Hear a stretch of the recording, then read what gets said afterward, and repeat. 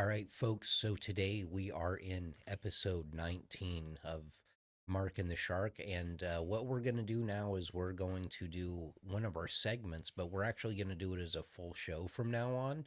The segment being called Book Beyond Time, where we take a one wrestler from today and we face them in a fictional challenge against a wrestler of yesteryear. Um, And if you're not familiar with this already, we do have, um, we've had a lot of them. So, episode 6 is when we started, where we did Roman Reigns and Bruno Sammartino. Episode 7, what did we do? We did Dirty Dom and Ricky Steamboat. And Chad Gable and Kurt Angle in episode number 8. Number 9, we did Rhea Ripley in China. For number 11, we did LA Knight and Stone Cold. In even episode 13, we did our first tag team match, which was the Usos versus Charlie Haas and Shelton Benjamin. And our most recent one, we just did LA Knight versus Ted DiBiase. So this will be our next matchup. And before we get to that, let me throw the logo up on screen. Bam. There's the original logo. And then this is a new logo that I've been playing with. It's more eye catching. A couple things have been moved out, so much stuff on the ground. But, um, you know, depending on what people like, I thought that was a pretty cool design. That is. I'll probably put that on a shirt or something. But tonight's battle we are doing D'Lo Brown versus Sami Zayn.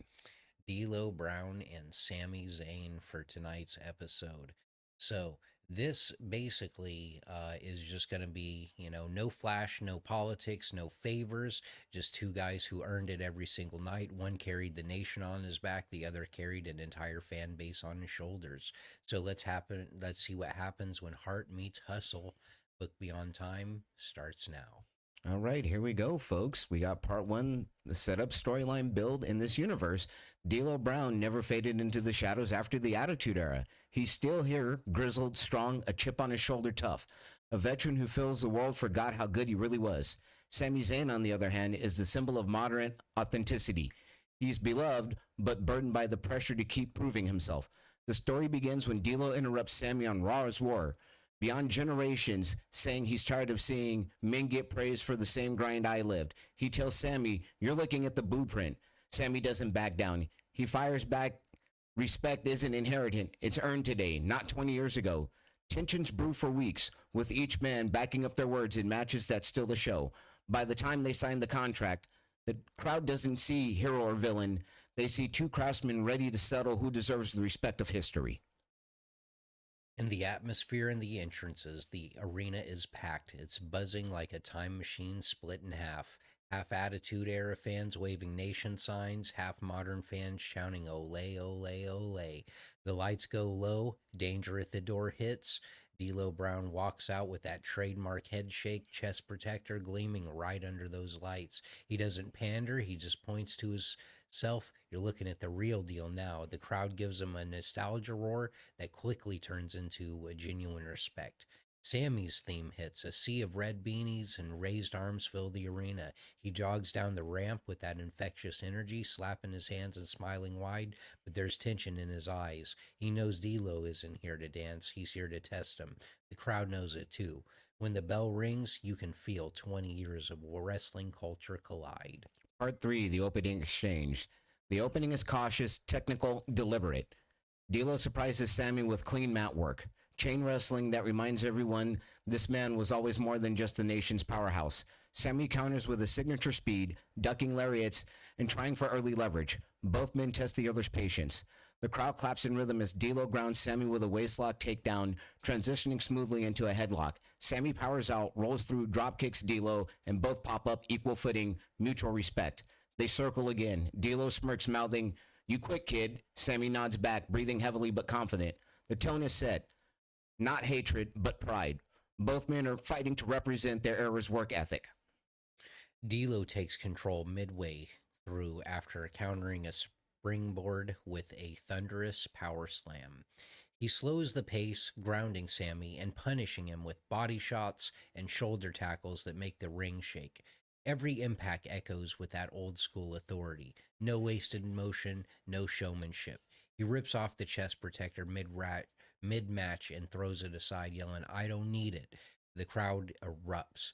D'Lo climbs the ropes and drops a vicious elbow and hooks the leg for two. His face shows frustration, not at Sammy, but at time itself.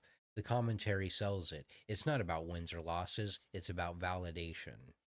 Part 5, the comeback, crowd shift. Sammy dig deeps. Each strike D'Lo lands seems to wake him up. He feeds off the crowd who chant, "Let's go, Sammy," as he crawls to the ropes. A quick burst, elbow to the jaw, a running clothesline, another, then the blue thunder bomb. The crowd explodes as D'Lo belly kicks out at 2 3/4. Zayn clutches his heart, pulling himself to the counter. He starts the rhythm clap, the fans echoing every beat. He charges for the haluva kick, but D'Lo sidesteps, catching him mid-sprint with the sky high. The pop is insane. Both men are down. The match has turned from contest to legacy fight.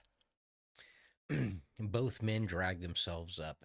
D'Lo lifts Sammy for a second sky high, but Sammy shifts his weight midair, landing behind him and hitting an exploder suplex into the corner. The crowd is unglued. Sammy staggers back, screaming in pure adrenaline, then charges. The haluva kick connects clean.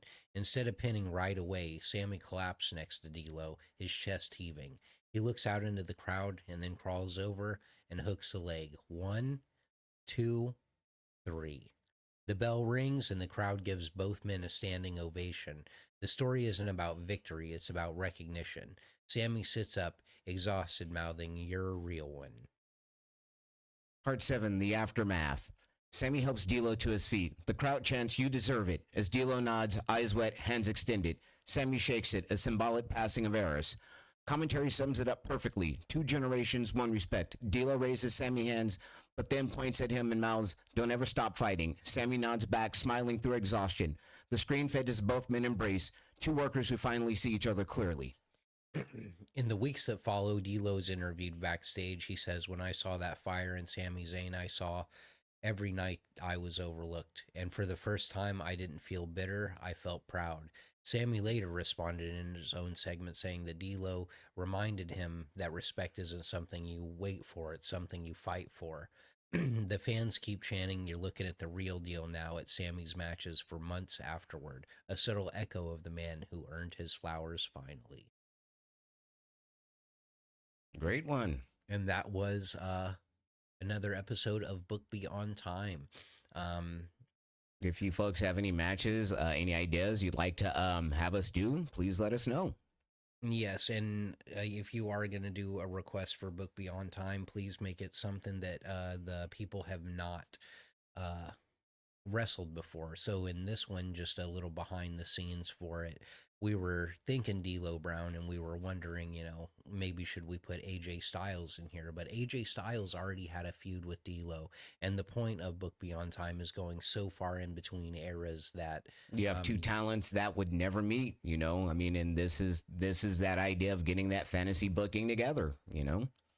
and who knows, maybe one day we can take these matchups and do, I don't know, a tournament and figure out which one was the best one analytically. But yeah, as far as that goes, that's another episode of Book Beyond Time. Like I said, we're going to put this out as a standalone episode from now on, instead of the tail end of other episodes. uh, I really like this part. Yeah, it's a lot of fun. I really do enjoy this segment myself too.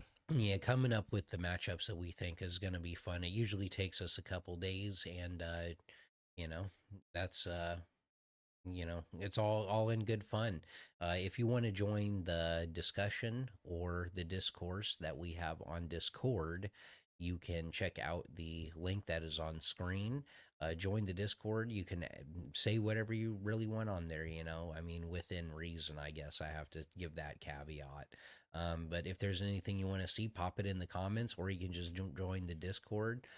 We also do have a shop. It's markandtheshark.creator-spring.com. We have two different collections. One of them is overpriced for profit, so we can use those funds to upgrade our studio and everything like that, so we can get higher quality on the podcast. The other one is just a really no profit at all collection. It's got our logos on it, and it's just so if you want to have a shirt, you can have one. You don't Yeah, have to support get the us. expensive one. Just scroll down because whatever's recently made the most is on top. So no pressure. Um, and yeah, thanks for riding with us. Folks, take care and have a good one now.